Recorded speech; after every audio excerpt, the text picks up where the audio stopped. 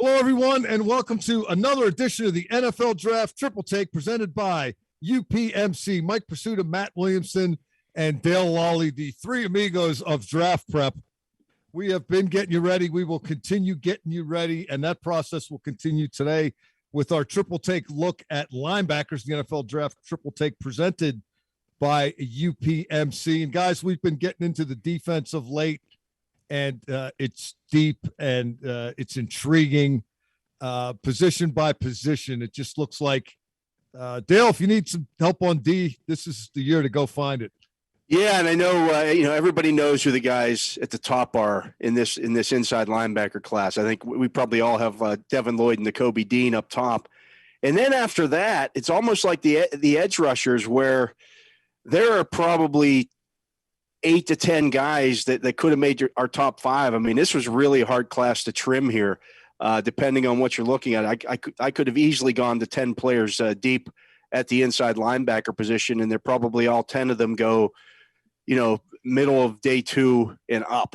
Or these guys are all gone by the middle of day 2. So it's a really intriguing class. There's big ones, there's small ones, there's all of them are fast. It's just amazing that the transformation that's gone on in the college football game, to where a few years ago you really had to, if you wanted one of these off-ball linebackers that could run, you had to go get them early.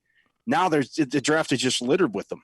Yeah, there might not be a Darius Leonard in there, but boy, there's a lot. To Dale's point, there's a couple of years ago there was 2 that everybody was, you got to get one of those guys, and now you don't. Now there's more to choose from.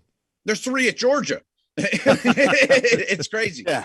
Obviously, we've talked about Georgia a lot with the defensive front.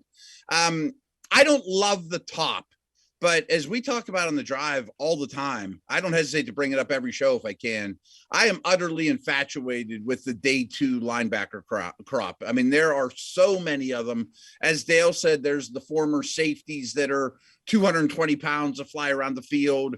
There's, 4 of my top 5 are over 6'2", long arms, unbelievable testers, a lot of good football ahead of this group. Yeah, let's get into it. And Dale, why don't you lead us off? You've got a pretty interesting guy, linebacker from Wisconsin. Wow, who knew? Who'd have knew? Yeah, Leo Chanal, 6'3", 250 pounds at the combine, ran a 4.53 40. 10 years ago, Leo Chanal at 6'3", 250 pounds, running a 4.53 40 is a first-round draft pick. I mean, the guy had eight sacks last year, 18 and a half tackles for a loss, 115 tackles. He's a run stuffer, and probably, he's going to have to learn a little bit of the pass coverage stuff, but he's got the traits to do it. And, there are things that you can do with him in the meantime, have him rush the passer up the middle. I likened him to being a bigger, faster version of Vince Williams.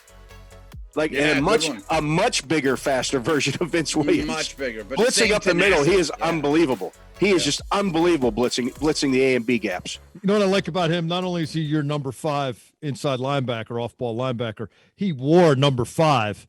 There it is. For Bucky Badger. And you know what that makes him? Chanal number 5. Boom. Nice. Going to be here all week. Please tip your bartenders and waitresses. Matt, you went between the hedges. I guess you need a defensive guy. Go down to Georgia and pick one. Yeah, I'll take the 6'4" guy that's a little over 240 pounds that runs like a deer, long arms, Quay Walker. Again, I mean, Tyndall's the other one that didn't make my list, and we've already mentioned, that's the backup, right? Yeah, he's the backup. Yeah, he's the backup, right? I mean, that's what I was going to say is it's hard to even get on the field for these guys. He may play a higher percentage of snaps in the pros than he did in college. Yeah. That's unreal. I went off the board a little bit. Troy Andersen, Montana State. Oh, I love Troy Andersen. 6'3", 243, and he just keeps doing it. If you play at a place like Montana State, you're supposed to dominate. He did. Then you're supposed to go to the Senior Bowl and stick it to the big boys, and he did that.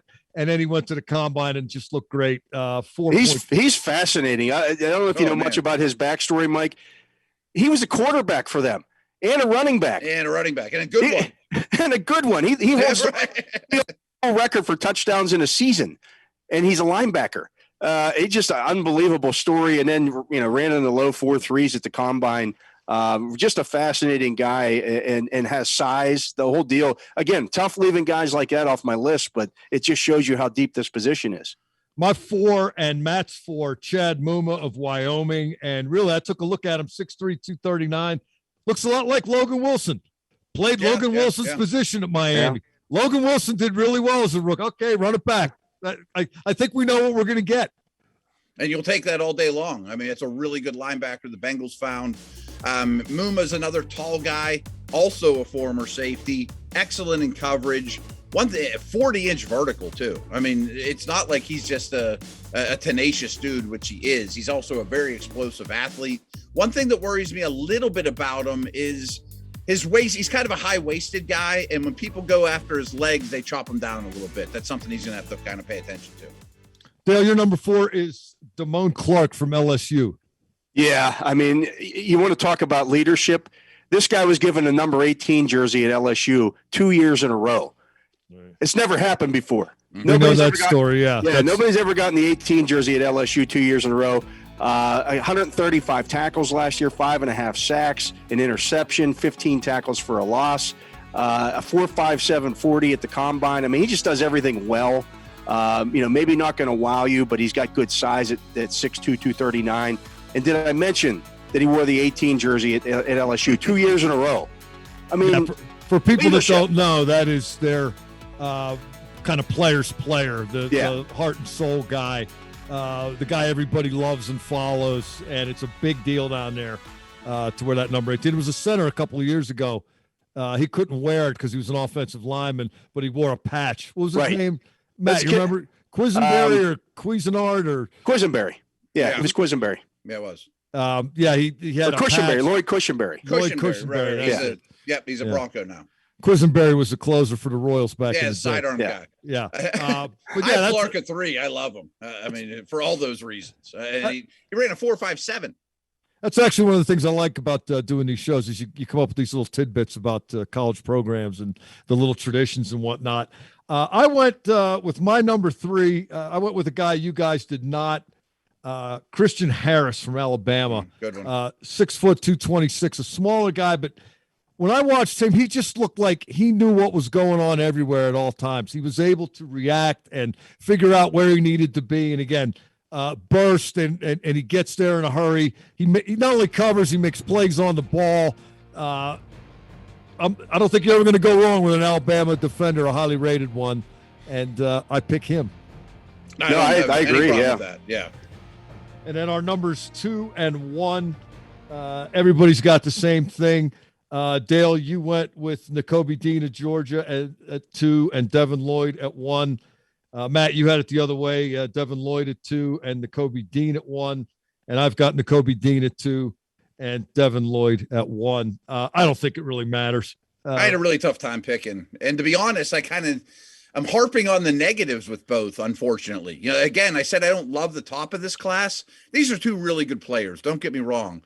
But I would have liked Lloyd to test a little bit better. I mean, he was okay, but didn't blow the doors off there. And maybe Utah's pro day. Only the 4.6s he ran. That was it. Yeah, I know, right. 4.66. And then Dean didn't work out, but he's so little. My opinion of both these guys over the weekend with the combine went down a little because Dean, just standing there next to the other linebackers, looked very, very small and lean. But boy, I mean, when you protect them like Georgia does with the unbelievable guys in front of them, he makes every play. And I think, something to appreciate about Lloyd, we've talked a lot about Georgia during these shows and Alabama. Every year we've done these shows. I think that Utah program, pretty underrated. They got a pretty good rep for toughness and knock your block off and accountability and compete. And a lot of those intangible qualities that a lot of programs aspire to. I think I agree. I think Utah's an underrated program, and that's kind of what broke that. And that broke the tie for me and Nakobe Dean not really doing anything at the combine. Yeah, I mean, if you look at it, Devin Lloyd fills up all the categories. 111 tackles, 7 sacks, 4 interceptions last year. I mean, what more could the guy do other than, serve everybody hot dogs at halftime at Utah? He did a lot of good stuff. 43 tackles for a loss in his last 3 seasons. I mean, he just sets up camp in the backfield and lives there. Yeah, he's a one-man show. Yeah, so plenty to choose from there as well. And it's going to be one other thing about Nakobe Dean. He was a mechanical engineering major.